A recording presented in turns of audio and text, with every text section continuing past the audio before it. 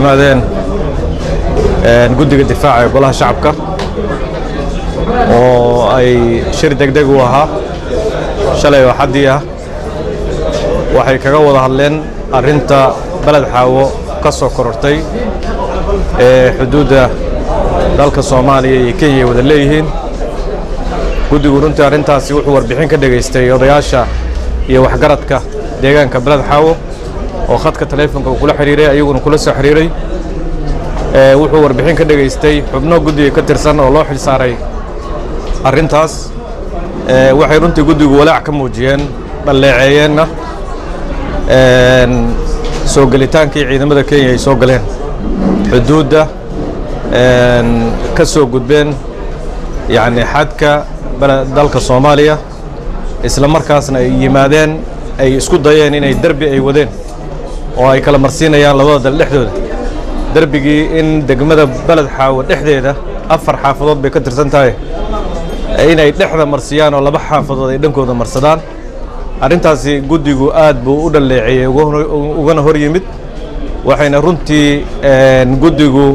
doodoodii ka mid ahayd in arinta darbigan iyo ay xiriir wada leeyihiin murankii badda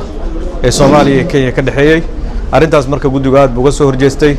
wuxuuna baaq u jeediyay xukuumadda federaalka oo mas'uulka ah arrimaha fulinta waxayna ugu baaqeen madaxda dawladda Soomaaliya waxyaalo badan bay ka aamuseen inaanay tanna ku darsan waxyaalahay ka aamusayeen in arintaasi si degdeg ah ay uga howlgalaan jawaabta rasmiga ah ay ka bixiyaan waxaana loo sheegay inay masaajid ku yaala degmada balad xaawo ay xoog ku galeen masaajid kabahoodii ku galeen ayna yiraahdeen masaajidkana wuxuu ka mid yahay meelaha aan burburinayno arintaas marka arin aad u fool xun weeye waxaan bogaadinaynaa geesinimadii iyo dhiiranaantii dadka balad xaawo ay kaga hooyimaadeen arintaasi oo taangiyada ay dhagaxyo hor istaageen arintii inay laaxad hadda la soo fadhiyo maantay waxaan guddiga difaaca gudoomiyihiisa iyo xogayihiisa iyo wafdi kale oo xukuumadda ka socdaahay waxay u ambabaxayeen iyo xildhibaanada qaarkood deegaankaas ka soo jeeda deegaankaas balad xaawo si ay ugu kurgalaan arinta rasmiga ah meeshaas ka jirta